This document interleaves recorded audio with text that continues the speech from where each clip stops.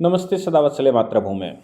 केंद्र सरकार और सुप्रीम कोर्ट दोनों ही कोलेजियम पर अपनी अपनी बातों पर अड़े हुए दिखते हैं। हमने पीछे देखा था कि किरण रिजिजू साहब ने पिछले 2-3 महीने में बहुत सारे स्टेटमेंट कोलेजियम के खिलाफ दे दिए थे।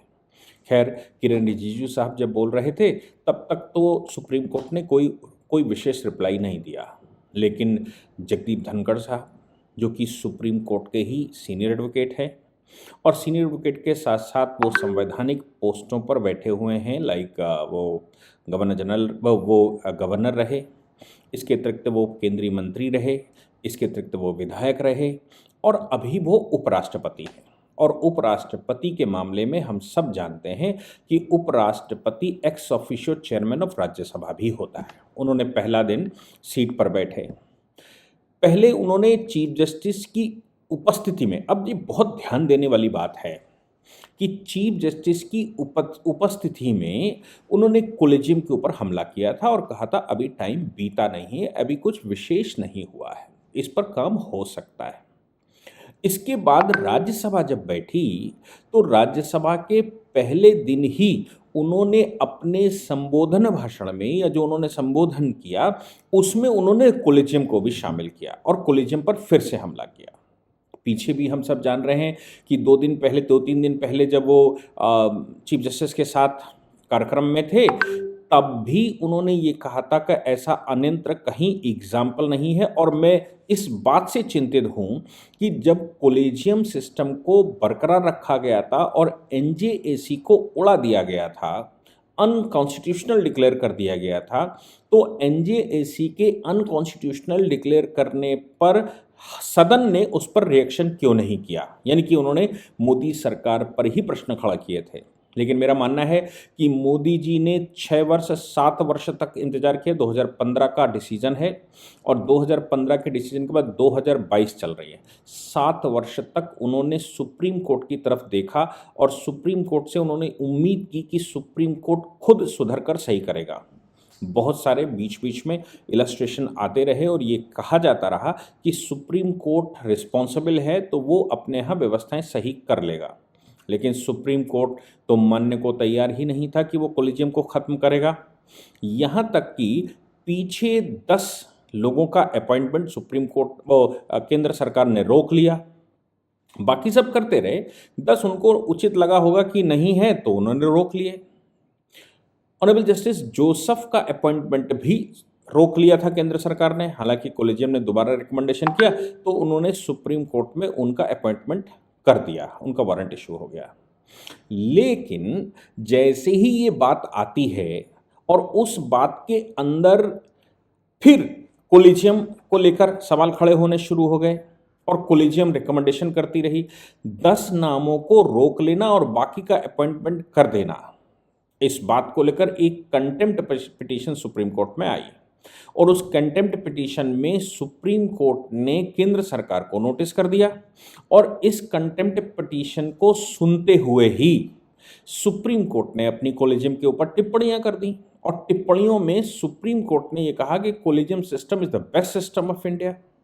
इस बात को लेकर केंद्र सरकार के जगदीप जी धनखड़ ने ये कहा कि ऐसा कहीं संसार में सिस्टम ही नहीं है और कहीं मैंने सुना नहीं है कि जजेस अपने ही उत्तराधिकारियों का अपॉइंटमेंट करें। ये तो राजा रजवाड़ों में होता था, जब भारत में मोनार्की थी या संसार में मोनार्की थी तो मोनार्क अपने उत्तराधिकारी का अपॉइंटमेंट करता है, लेकिन जहाँ रिपब्लिक होता है, जहाँ डेमोक्रेटिक होता है, वहाँ वंशानुगत कोई बात नहीं होती और जो सीट पर बैठा है उसको अपॉइंट करने का अधिकार नहीं होता। हम भारत के लोग, जब हम ये कहते हैं, जगदीप धनखड़ साहब ने कहा था कि हम भारत के लोग जब कहते हैं तो भारत के लोग कहाँ हैं? भारत के लोग तो पार्लियामेंट में चुन कर आते हैं और चुनी हुई सरकार भारत के लोगों का रिप्रेजेंटेशन करती है और चुनी हुई सरकार उस पर अपॉइंटमेंट करती है। बाकी जो क्राइटेरिया जो सब कुछ है वो देखा ही जाता है और सुप्रीम कोर्ट के चीफ जस्टिस से कंसल्टेशन भी की जाती है। लेकिन कोलेजियम ने 1993 में सारी पावर अपने हाथ में ले ली।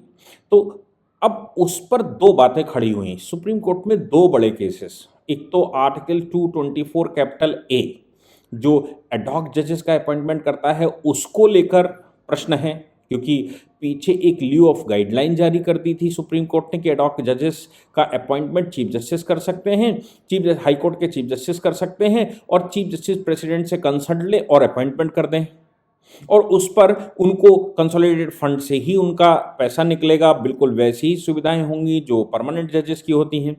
इस बात को लेकर आर्टिकल 224 में जो गाइडलाइन जारी की गई थी सुप्रीम कोर्ट के जजेस के द्वारा, उस समय ऑनरेबल जस्टिस बोबड़े हुआ करते थे, उसको रिव्यू पिटीशन के रूप में सुप्रीम कोर्ट में फिर से केंद्र ने डाला हुआ है कि भाई ये क्या चल रहा है। और दूसरा, 10 जजेस के अपॉइंटमेंट को लेकर जो केंद्र सरकार ने रोक लिए हैं, उसको लेकर कंटेम्प्ट पिटीशन, मतलब केंद्र सरकार ने कंटेम्प्ट कर दिया सुप्रीम कोर्ट के कोलिजियम के द्वारा रिकमेंड किए गए अपॉइंटमेंट वैसे के वैसे न करके जैसा कि वो सुप्रीम कोर्ट चाहता था, वो कंटेम्प्ट कर दिया। अब सवाल ये पैदा होता है कि कंटेम्प्ट किन मामलों में जारी किया जाता है? क्या एडमिनिस्ट्रेटिव मैटर में कंटेम्प्ट होता है या फिर जुडिशियल सिस्टम में कंटेम्प्ट होता है? मुझे लगता है सुप्रीम कोर्ट इस समय judicial function versus administrative functions, इन फंक्शंस में अभी क्लैरिटी आनी चाहिए, और ये सुप्रीम कोर्ट खुद बताएगा कि कौन सा मामला एडमिनिस्ट्रेटिव फंक्शन है और कौन सा मामला जुडिशियल फंक्शन है। तो जुडिशियल फंक्शन में तो एग्जेम्प्ट माना जाता है, ये हम कहते हैं, लेकिन क्या एडमिनिस्ट्रेटिव फंक्शन भी एग्जेम्प्टेड है? क्या एडमिनिस्ट्रेटिव फंक्शन में जो कुछ भी कहा जाए वो ना माना जाए या उस पर कोई प्रश्न खड़ा हो जाए तो क्या वो भी कंटेम्प्ट की कैटेगरी में आता है? अब मुझे नहीं लगता कि ये जो कोलेजियम का रिकमेंडेशन है, कोलेजियम रिकमेंडेशन करती है कि भाई इनका अपॉइंटमेंट कर दिया है, इस पर कंटेम्प्ट हो सकता है, लेकिन सुप्रीम कोर्ट ने कंटेम्प्ट की पिटीशन सुन ली है और पिटीशन सुनकर केंद्र सरकार को नोटिस कर दिया है। केंद्र सरकार ने अभी तक उस पर कोई जवाब नहीं दिया है। इस बात को लेकर सुप्रीम कोर्ट के 3 जजों की बेंच ने ये कह दिया, आप सोचो, बड़ी गंभीर बात है ये कह दिया कि भाई क्या आप तभी कंप्लायंस करेंगे जब हम आपके ऊपर कठोर एक्शन लें।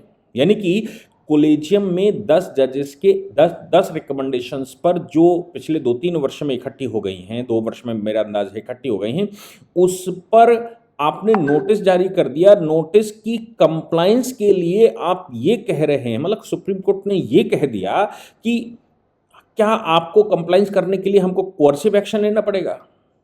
बात तो उनकी मुझे ठीक है कि सुप्रीम कोर्ट है, वो कह देता है, लेकिन सुप्रीम कोर्ट इतने पर रुकता तो समझ में आता। इसके आगे आर्टिकल 224 कैपिटल ए के मामले में आप अपने ही एडॉक जजेस का अपॉइंटमेंट कर लेंगे। एडॉक जजेस का अपॉइंटमेंट से मतलब ये आता है कि जो रिटायर्ड जजेस हैं उनको बिठा लीजिए, उनको पूरी वही सैलरी मिलेगी, वही सब कुछ होगा, वही कंसोलिडेटेड फंड, वही सुविधाएं मिलेंगी। यानी कि जो 62 वर्ष की आयु का चक्कर है हमारे देश में, वो भी एडॉक जज अपॉइंट करके उनको परमानेंट की तरह कंटिन्यू करवाने का मतलब साफ होता है कि अब जजेस अपनी आयु भी बढ़ा लेंगे, अपने जो हाई कोर्ट में जजेस हैं उनको अपनी सुविधानुसार रिकमेंडेशन चीफ जस्टिस करेगा, यानी कि वो कोलेजियम करेगी, और जो जजेस 62 पर रिटायर हो रहे हैं उनको फिर से चालू करवाया जा सकता है, उनको कंटिन्यू करवाया जा सकता है। अब ये नया तो आर्टिकल 224 कैपिटल ए पर ये कहा गया कि भाई इसको इन्वोक किया जाए और इसको चालू कर दिया जाए। पीआईएल डलवाएगी प्रहरी नाम की एक संस्था के द्वारा। हम सब जानते हैं कि पीआईएलों का कैसा हमारे देश में जाल बिछा हुआ है, और पॉलिटिकल पार्टियां पीआईएल डलवाती हैं, बहुत सारे स्टेक होल्डर्स पीआईएल डलवाते हैं, और जिनको स्वयं करना है वो भी पीआईएल डलवाते हैं। आप सोचिए कि पीआईएल डलवा कर उसको सुन लीजिए, और सुनकर उस पर पीआईएल को डाल दे, उसको सुन लीजिए, और सुनकर आपको जो करना है कोर्ट उस पर एक्टिव हो जाए। लेकिन यहाँ तक रुकते तो ये 224 वाला मामला जो डाला गया उस पर भी सुप्रीम कोर्ट कह रहा है नहीं, ये क्या चक्कर है भाई, ठीक तो कह रहे हैं आपकी वैकेंसी खाली पड़ी हुई है, वैकेंसी को भर लेते हैं, और ये इतनी पेंडेंसी है, उतनी पेंडेंसी है, ये सब कुछ उन्होंने स्लीव ऑफ गाइडलाइंस, ऐसा शब्द दिया गया, sleeve of guidelines for the appointment of the ad hoc जजेस। तो अब वो भी मतलब उसकी एज भी बढ़ा सकते हैं और सब कुछ वैसे ही चलेगा जैसे परमानेंट जज का चलता है। डिसीजन भी उनका, डिसीजन तो हो गई। और साथ में ये कह दिया कि हिंदुस्तान एक ऐसा देश है हमारे हमारे साथ पूरे संसार में जिसमें जजेस के अपॉइंटमेंट की एज सबसे कम है, जजेस के रिटायरमेंट की एज सबसे कम है। 62 वर्ष की आयु पर रिटायरमेंट, सबसे कम आयु पर रिटायरमेंट अगर संसार में कहीं होता है तो वो भारत है। यानी कि अब रिटायरमेंट की एज से भी जजेस संतुष्ट नहीं हैं सुप्रीम कोर्ट के, और वो उसकी एडहॉक जजेस के माध्यम से बैकडोर से वो उसको बढ़ाना चाहते हैं। इसलिए एक वो गाइडलाइन जारी कर दी गई थी केंद्र सरकार, उस पर सुप्रीम कोर्ट में आई हुई है। तो आप अपनी एज भी बढ़ा लेंगे, वो आपके पास है। लेकिन सवाल ये पैदा होता है कि सैलरी कहाँ से निकलेगी? सैलरी तो कंसोलिडेटेड फंड से निकलेगी। कंसोलिडेटेड फंड तो केंद्र सरकार के पास होता है। केंद्र सरकार कंसोलिडेटेड फंड से जो पैसा निकालती है वो दो तरीके हैं। एक तो तरीका ये है कि बजट पास होता है, बाकायदा उस पर बिल ऑफ अप्रोप्रिएशन लाया जाता है, पहले बजट पास किया जाता है, फाइनेंशियल बिल पास किया जाता है, बिल ऑफ अप्रोप्रिएशन लाया जाता है, तब पैसा निकाला जाता है। दूसरा ये है कि डायरेक्टली कंसोलिडेटेड फंड पर चला जाता है। तो अब जजेस की जो सैलरियां हैं वो सीधी कंसोलिडेटेड फंड पर चली जाती हैं। तो अब उनका कहना है कि कंसोलिडेटेड फंड मतलब संचित निधि, जो सरकार की अपनी संचित निधि होती, सॉवरेन निधि होती, अब उनका कहना है कि एडहॉक जजेस के अपॉइंटमेंट का भी कंसोलिडेटेड फंड से सीधा पेमेंट कर दिया जाए, उस पर राज्य सरकारों पर लोड ना डाला जाए, राज्य सरकारों से ना कहा जाए, ब्ला ब्ला ब्ला ब्ला ब्ला। वो हालांकि उस पर रिसर्च उन्होंने अपनी दी कि भाई इतने केसेस पेंडिंग हैं, इतने जजेस खाली हैं, इतनी बेंचें खाली हैं, और ये पता नहीं क्या क्या। अब दूसरी बात जो बहुत महत्वपूर्ण सुप्रीम कोर्ट ने आज टिप्पणी कर दी, टिप्पणी ये कर दी कि संवैधानिक पदों पर बैठे हुए अटॉर्नी जनरल को उन्होंने कहा कि आपके यहाँ संवैधानिक पदों पर बैठे हुए लोग टिप्पणियां कर रहे हैं, इन टिप्पणियों से उनको रोका जाए। कॉलेजियम सिस्टम को कंटिन्यू रखेंगे, कॉलेजियम सिस्टम पर प्रहार ना करें। कॉलेजियम सिस्टम में जो रिकमेंडेशन की जाती है, जो कॉलेजियम का लॉ बना हुआ है, वो वही वैल्यू रखता है जो पार्लियामेंट के द्वारा लॉ बनाया जाता है। आप समझिए कि सुप्रीम कोर्ट के बेंच ये कह रही है कि जो कानून संसद में बैठे 800 लगभग 800 लोग मिलकर बनाते हैं, जिनमें 130 करोड़ लोगों का पीछे से सपोर्ट होता है, चुनकर आए गए लोग होते हैं, वो जो कानून बनाते हैं उतनी ही वैल्यू सुप्रीम कोर्ट के द्वारा बनाए गए कानून की है, जो कॉलेजियम का कानून सुप्रीम कोर्ट ने बनाया हुआ है। इसलिए जो आपके यहाँ संवैधानिक पोस्टों पर बैठे हुए लोग हैं, उनको ये समझाइए, अटॉर्नी जनरल को उन्होंने बड़ी तल्ख, मतलब मुझे लगता है कि बड़ी कठोर टिप्पणी है ये, उनको समझाइए कि वो इस पर टिप्पणियां ना करें, कॉलेजियम पर टिप्पणियां ना करें। और ये जो 10 अपॉइंटमेंट हैं, इन अपॉइंटमेंट पर जवाब दें। जवाब नहीं दे पा रहे हैं, क्या इसके कंप्लायंसेस के लिए हमको कठोर एक्शन लेना पड़ेगा, तभी आप जवाब देंगे। अब मोदी सरकार ने क्या किया था पीछे? मोदी जी की सरकार ने 25 रिकमेंडेशंस वापस कर दी थी। ये जो 10 के लिए सुप्रीम कोर्ट ने नोटिस इशू किया था कि ये जो है कंटेम्प्ट का, कि आप अपॉइंटमेंट अगर नहीं करते हैं तो ये कंटेम्प्ट की कैटेगरी में आता है, इस पर आप जवाब दीजिए, कंटेम्प्ट की पिटीशन फाइल है। तो केंद्र सरकार ने क्या किया कि वो अपॉइंटमेंट तो छोड़ दीजिए, जो नई रिकमेंडेशन की गई थी वो 25 वापस कर दी, फाइलें वापस कर दी। अब वो 25 बाकी के किए हैं, ऐसा नहीं है कि नहीं किए, बिल्कुल कुछ किए हैं, लेकिन 25 फाइलें वापस कर दी। पीली 10 वाली जो है वो रखे हुए थे। अब इसमें सुप्रीम कोर्ट में जो पीआईएल है उसका कहना यह है कि साहब इस मामले में एक टाइम फ्रेम फिक्स किया जाए, प्रेसिडेंट को बाउंड किया जाए कि वो कितने दिन में इस तरह की फाइलें क्लियर करेंगे और कितने दिन में वो अपॉइंटमेंट कर देंगे। और ऐसा आदेश जाना चाहिए, जैसे 2 महीने, 3 महीने, 1 महीना, 15 दिन के कॉलेजियम रिकमेंडेशन करे, उसके 15 दिन के अंदर अपॉइंटमेंट हो ही जाना चाहिए, 1 महीने के अंदर अपॉइंटमेंट हो ही जाना चाहिए, कुछ टाइम फ्रेम फिक्स किया जाए। नहीं तो केंद्र सरकार ये फाइल जाती है और इस फाइल को वो रोक कर रख लेते हैं। अब संवैधानिक पदों पर बैठे लोगों पर टिप्पणी का मतलब ये हो गया कि वो महामहिम उपराष्ट्रपति, जो कि सभापति भी हैं राज्यसभा के, वो भी संवैधानिक पदों पर पद पर बैठे हुए हैं, वो टिप्पणी कर रहे हैं।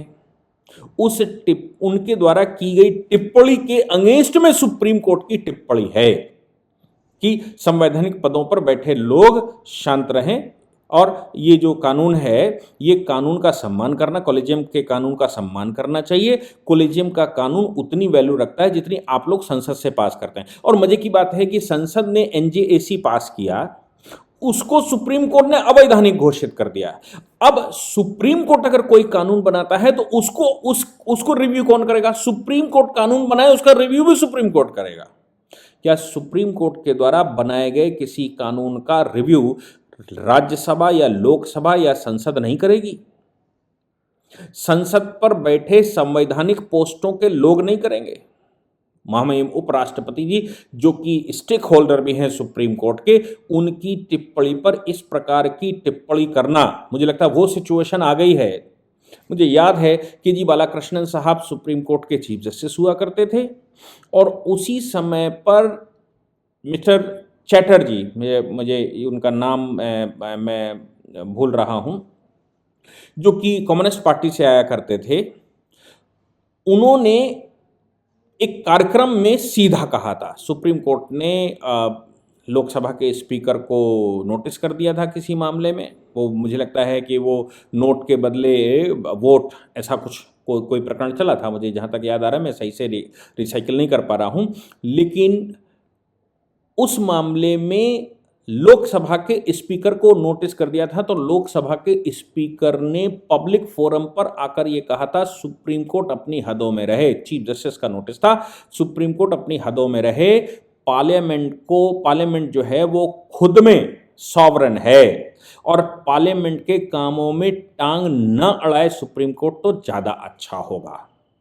अब वो सिचुएशन अभी की जो सरकार बीजेपी की सरकार है, मैं मानता हूं कि बीजेपी की सरकार उस तरह के स्टेटमेंट नहीं देती, सीधा सीधा इंस्टीट्यूशन से लड़ती भी नहीं है, जैसा कांग्रेस लड़ा करती थी, जैसे कांग्रेस स्टेटमेंट दिया करते थे वैसे वो नहीं करते। लेकिन सुप्रीम कोर्ट की इस समय की टिप्पणियां केंद्र के संवैधानिक पदों पर बैठे लोगों के खिलाफ और संवैधानिक पद पर बैठे लोग जिस प्रकार से कोलिजियम को पब्लिक फोरम पर ले जा रहे हैं, क्योंकि सुप्रीम कोर्ट के खिलाफ अगर वो एनजेसी फिर से ले आते हैं या केंद्र सरकार कोई कानून लेकर आती है, सुप्रीम कोर्ट फिर से उसको रिव्यू करेगा और फिर कह देगा संवैधानिक है, तो फिर पब्लिक का सपोर्ट होना आवश्यक है। जनता क्या कहती है, जनता जनार्दन क्या कहती है, ये बहुत आवश्यक है। इसीलिए मुझे लगता है कि केंद्र के स्टेक होल्डर्स इस समय पब्लिक के बीच में स्टेटमेंट दे रहे हैं ताकि पब्लिक सही से उनका सपोर्ट कर सके और सुप्रीम कोर्ट भी उस मामले में ये समझ सके कि केंद्र में जो सरकार बैठती है, ये जो पार्लियामेंट है वो 130 करोड़ लोगों के द्वारा चुनी हुई पार्लियामेंट है। 1 2 3 रात 5 रात पढ़कर या 1 साल 2 साल रात भर दिन भर पढ़कर कोई आईएएस बना है वो नहीं है, या कुछ एक पार्टिकुलर सरकमफ्रांस में बैठे लोग जो कानूनी प्रैक्टिस करते रहे हों या जो उसको जानते हों या कुछ प्रोफेसर्स हैं, वो नहीं है। वो एक बार पढ़कर एग्ज़ाम क्वालिफाई करके बैठे हुए लोग नहीं हैं। वो हर 5 वर्ष में अपना रिपोर्ट कार्ड चेक करवाते हैं पूरे देश में और रिपोर्ट कार्ड चेक करवाने के बाद वो सत्ता में आते हैं और संसद बनती है और वो संसद कानून बनाती है। तो sovereignty in India applies through the parliament. Bharat में जो डेमोक्रेसी है, हमारी आपकी सरकार, किसकी सरकार? हमारी सरकार, मेरे लिए सरकार और मेरे द्वारा सरकार। मेरे द्वारा कैसे? हमारी सरकार कैसे? हमारा प्रतिनिधित्व कैसे?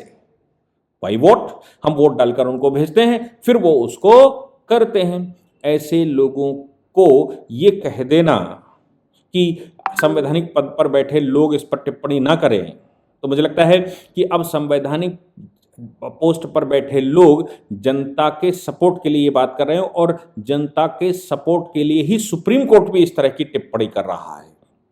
जनता के सपोर्ट से मतलब जनता के बीच में पब्लिक फोरम पर ये स्टेटमेंट दोनों तरफ से आ रहे हैं जो हमारे देश के लिए बहुत अच्छे नहीं है। दोनों को मिल बैठकर काम करना चाहिए। एनजेएसी एक ऐसा कानून था जिस पर सुप्रीम कोर्ट और सरकार दोनों ही उसके स्टेक होल्डर थे और अगर ऐसा होता तो मुझे लगता है ये कन्फ्लिक्ट यहाँ तक पहुँचता नहीं। अब मुझे लगता है कि कुछ कठोरता की तरफ केंद्र सरकार भी है और सुप्रीम कोर्ट भी उसको छोड़ने को तैयार नहीं है। क्या परिणाम निकलेगा ये तो ईश्वर बताएगा, लेकिन कुछ अच्छे सुखद परिणाम निकलेंगे जरूर, इसमें कोई शक या दोहराए नहीं हो सकता। जय हिंद, जय भारत, वंदे मातरम।